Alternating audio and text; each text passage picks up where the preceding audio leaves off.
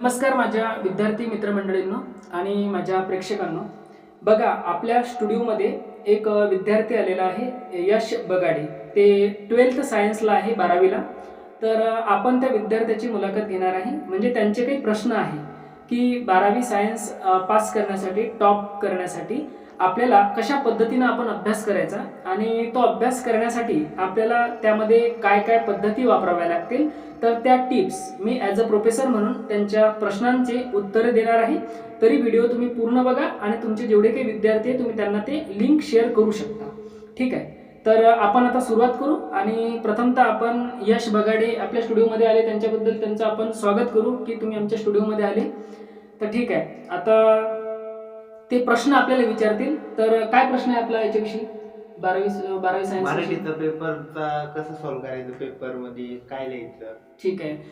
तर बघा, आता हे 12वी सायन्समध्ये आहे, तर मराठीचा पेपर जो आहे तो मराठीचा पेपर आपण कसा सॉल्व्ह करावा. बघा, प्रथमतः तुम्ही 12वीमध्ये आहे, तर त्यामध्ये काय करायचं की त्यामध्ये तुम्हाला जे काही धडे दिलेले असतात, काही कविता दिलेल्या असतात, त्या प्रॉपर त्याचा अभ्यास करायचा. दुसरी गोष्ट, पेपर आन्सर रायटिंग करत असताना तुमचं आन्सर रायटिंग एकदम क्लिअर पाहिजे. क्लिअर म्हणजे स्पष्ट. मॉडरेटरला किंवा एक्झामिनरला तपासताना ते त्यांना क्लिअर समजायला पाहिजे. तुमचं अट्रॅक्शन तिथं झालं पाहिजे.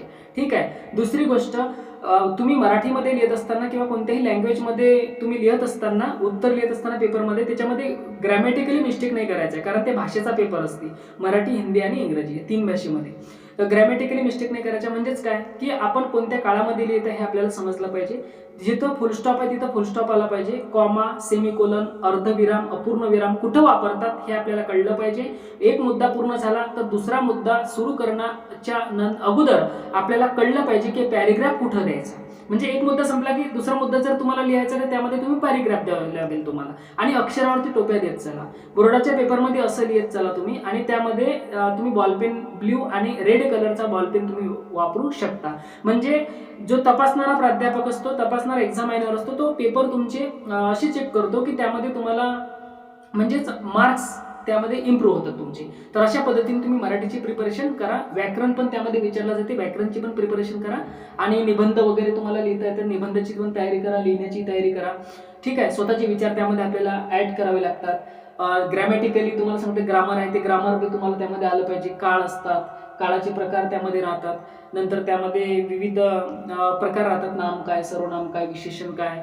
ठीक आहे. तर हे झालं मराठी विषय. पत्रलेखन पण तुम्हाला व्यवस्थित करता आलं पाहिजे. फक्त अक्षर त्याच्यामध्ये चांगलं काढायचं. प्रेक्षक कुठं लिहायचं, प्रेक्षक कुठं लिहायचं, ते हे सर्व व्यवस्थित तुम्हाला आलं पाहिजे. तर जेवढा शब्दामध्ये सांगितलेलं आहे तेवढ्या शब्दामध्ये आपलं उत्तर आलं पाहिजे. तर ठीक आहे, आता आपण दुसऱ्या प्रश्नाकडे वळूया. तर दुसरा प्रश्न काय आहे आपला यश? फिजिक्सचं ते प्रॅक्टिकल झालं, प्रॅक्टिकल कसं करायचं. ओके. तर प्रॅक्टिकल तुमचं आता प्रयोगशाळेमध्ये झालं नाही का तुमचं प्रॅक्टिकल? झालं पण ते लक्षात राहत नाही. बरं, फिजिक्सचा कोणता प्रयोग घेतला तुमचा याच्यामध्ये, कोणता आठवते का तुम्हाला? कोणता एक्सपेरिमेंट आहे की तुम्ही तो केला याच्या फिजिक्स विषयी?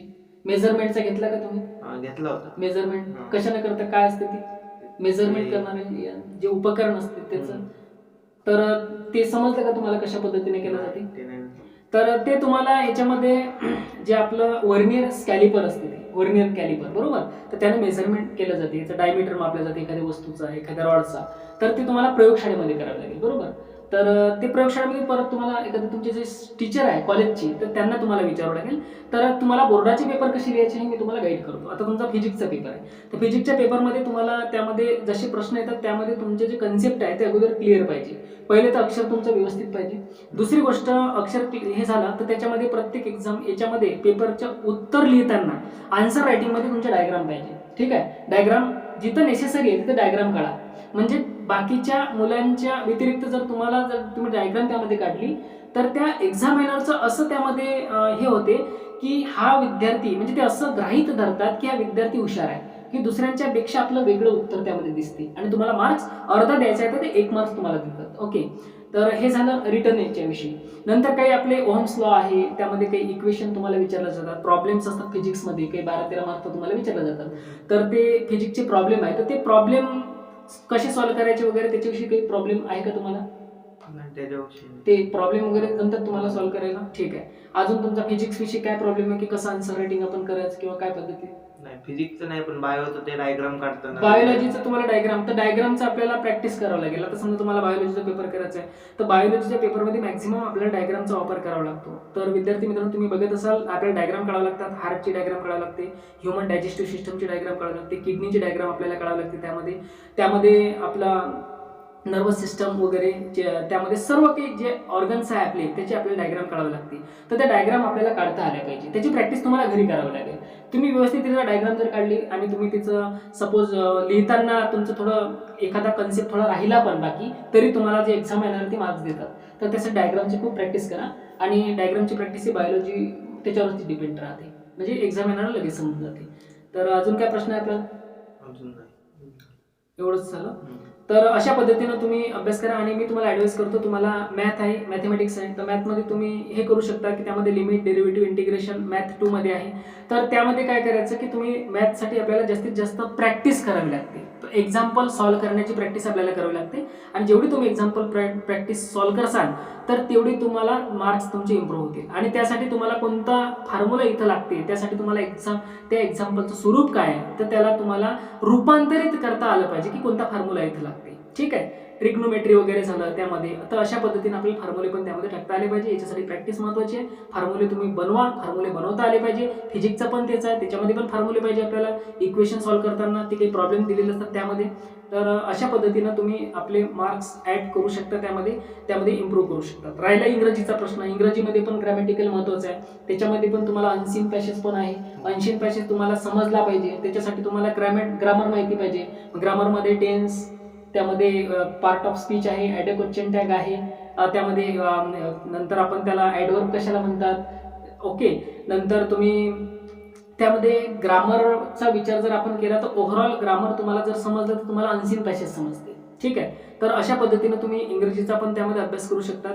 त्यामध्ये लेटर रायटिंग पण येते तुम्हाला, एसे रायटिंग येते, 1/3 काळा हे पण येते. तर त्याच्यामध्ये पण अक्षर आपलं चांगलं पाहिजे आणि ग्रामरला आपण महत्त्व दिलं पाहिजे. तर अशा पद्धतीनं तुम्ही जर प्रिपरेशन केली प्रॅक्टिस करून, आता तुम्हाला काही 20-22 दिवस काहीतरी राहिले समथिंग एक्झामसाठी, तर तुमचं त्यामध्ये स्कोअर चांगला येईल. ठीक आहे, आणि तुमचा स्कोअर चांगला येईल, माझ्या व्हिडिओचा तुम्हाला नक्कीच फायदा होईल. तुम्ही हे अप्लाय करा. तुमच्या मित्राला तुम्हाला प्रश्न द्यायला ते प्रश्न तुम्ही सॉल्व्ह करा, कॉपी करू नका. ठीक आहे, जे काही प्रामाणिकपणाचे आपले मार्क्स आहेत ते समजून घ्या. प्रॅक्टिकली अभ्यास करा. गोकणपट्टी करायची नाही आपल्याला, पाठांतर नाही करायचं, समजून घ्यायचं आहे. ठीक आहे, आता गुरुत्वाकर्षणाचा नियम जर म्हटलं तर एखादी वस्तू आपण वर फेकली तर खालीच पडते. तर विथ प्रॅक्टिकली आपल्याला समजून घ्यायचं. आपल्याला कोणत्याही प्रकारे थेरॉटिकल पाठांतर करायचं नाही, आणि पाठांतर करून काही लक्षात राहत नसते. ठीक आहे, तर आपल्याला काय करायचं, समजून घ्यायचं, प्रॅक्टिस करायची, पेपर लिहिण्याची प्रॅक्टिस करा, टेस्ट सिरीज लावा कोणाची तुम्ही असली तर अशा पद्धतीने मार्क्स तुमचे इम्प्रूव्ह होतील. तर आपण इथं आता थांबू. आपण नेक्स्ट व्हिडिओमध्ये भेटू. तोपर्यंत मी ते थांबतो.